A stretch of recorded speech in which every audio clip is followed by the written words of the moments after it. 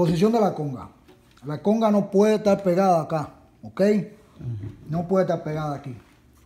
Uno tiene que ir en la punta. Y relajado. Esto es relajado, como poner la mano aquí en la S. Sonido debajo. La mano como posicionada, ¿ves? Y el otro de finger, solamente levantar. Igual aquí, hace eso, ¿ves? Las dos juntas, así. 2, 3, 4. 1, 2, con calma.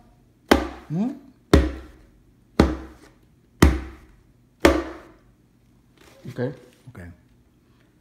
Para. Para.